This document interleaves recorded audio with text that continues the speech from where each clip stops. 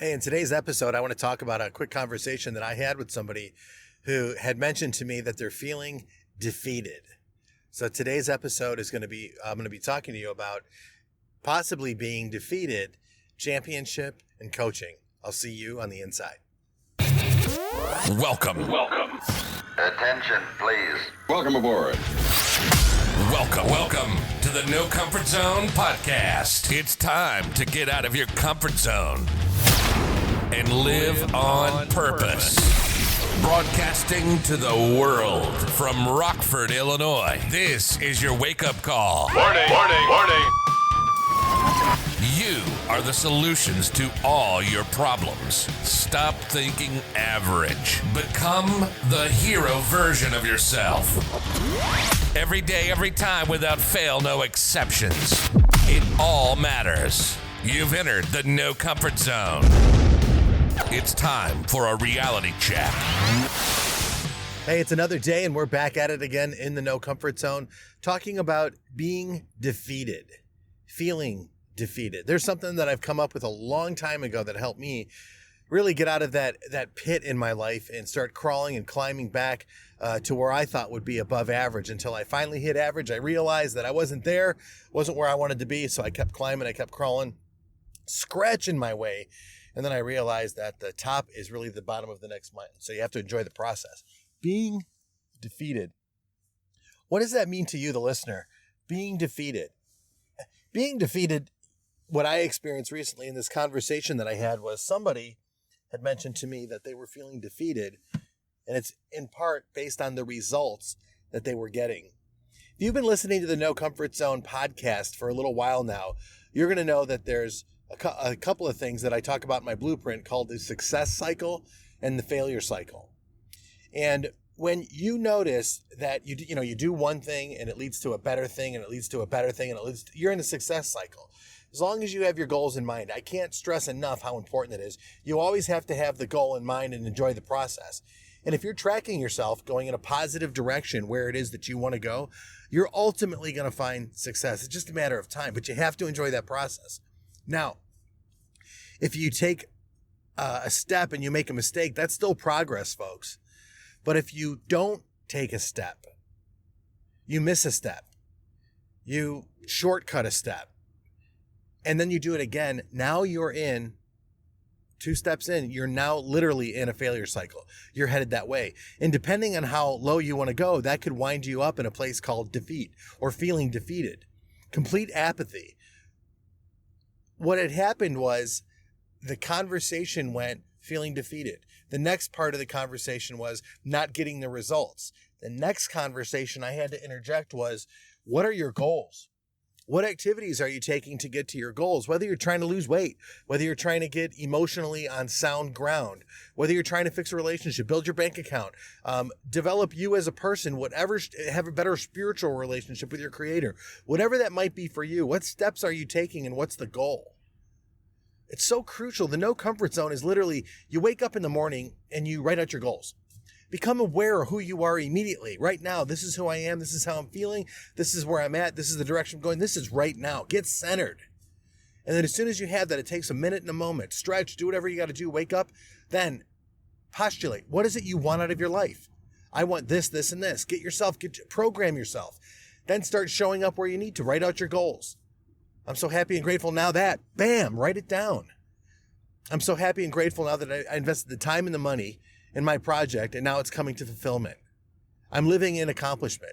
You've got to start thinking that way so you don't have this defeated mentality. So I mentioned too that I'd be talking about coaching and I would be talking about championship. The relationship there's rapport. There's a relationship between a coach and an athlete. And the person in the field of battle, in the arena. There's that relationship. Now, the coach isn't going to do the work. So why on earth would a person who has all the skills and the ability to excel in a certain area need a coach or a mentor? quite frankly, the word coaching, I had to look this up, or I saw it on social media. I don't know where I saw it, but it's pretty cool. I'm going to buy it. I didn't do my reference on it like I normally don't. I hear something that sounds cool, I'm going to use it. It's mine. But coaching comes down to this. I guess back in the day, if you were out in a village somewhere in the middle of nowhere, and you wanted some sort of an education in some sort of aspect of your life, predominantly, I think it was just regular academics, to go to university, you would have to get there, you would have to take a coach. So, coach, like horse, carriage coach, you'd have to go in a coach to get where you need to go. So they called it coaching. They're coaching. So I'm going to buy that, and I think it's pretty worthwhile. So you have to make the effort. You have to reach to go get taught up. You have to coach. You have to go by coach. So there's a reach in there. And the coach's responsibility is to understand the goals of the athlete and develop the skills, develop the mindset, so that individual, that athlete, the one in the arena, the one that's going to be competing, the one that's going to be learning, trust enough to say that I'm willing to go to the next level. So coaching an athlete, coaching in championship athlete, there's an extreme high level of trust. It's intimacy, really, is what it comes down to.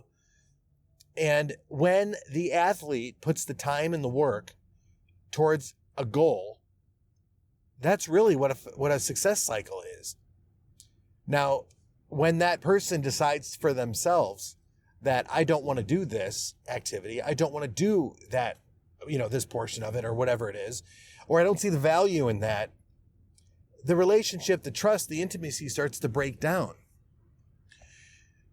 I'm looking at this from a point of view of that I'm probably, as the listener, you're probably experiencing, maybe you have experienced some sort of defeat in your life. But I'm here to tell you, and I want you to know this too, that listen, if you're in one point of your life and you're trying to get to the next point, you just have to find somebody who's got to that point. There has to be an understanding and respect that you, the person seeking coaching, seeking help, wants to be helped and wants an end result.